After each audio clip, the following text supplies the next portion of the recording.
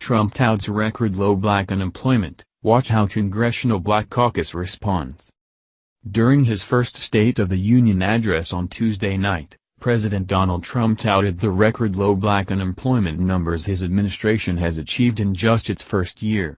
Video footage shows how the Congressional Black Caucus, CBC, responded, and it is extremely telling. According to IJR, when President Donald Trump stepped into the chamber of the U.S. House of Representatives on January 30, 2018, to deliver his first official State of the Union address, the crowd erupted in applause. He gave nods to several of the guests in attendance, from the first responders who had worked search and rescue in Houston, Texas, to the newly dubbed legend from Louisiana, House Majority Whip Steve Scalise, and then began his speech. Trump's remarks ran the gamut, from the economy and the early results of the recently passed tax cuts to the defeat of ISIS. When he mentioned the record low unemployment rate among African Americans, most of the crowd stood and applauded. But, strangely, not the Congressional Black Caucus, CBC, a group which you would think would be over the moon about this jobs report.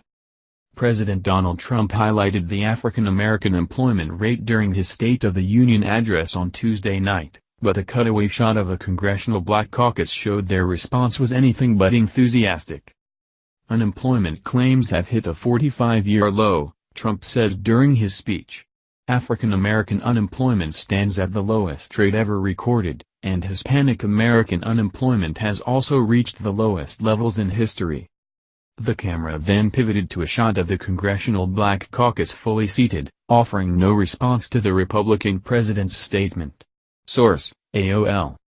Judging by the CBC's reaction, it would appear that they don't want to see the African American community be put back to work.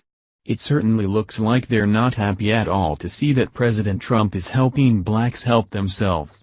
But, of course, that's really no surprise when you consider the fact that they have been trading welfare for votes for decades now. The Democrats have been using unemployed blacks as a political tool for years, and this is why none of the members of the Congressional Black Caucus stood and applauded when President Donald Trump announced that more blacks than ever have jobs.